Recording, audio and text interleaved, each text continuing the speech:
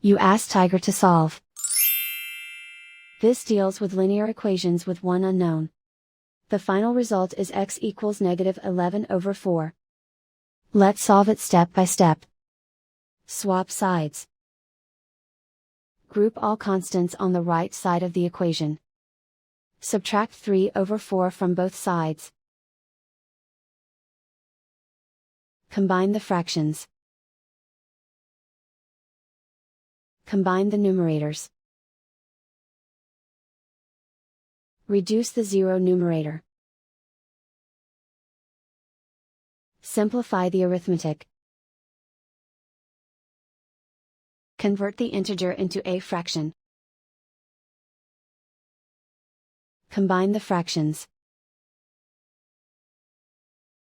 Combine the numerators. And so the final result is x equals -11/4.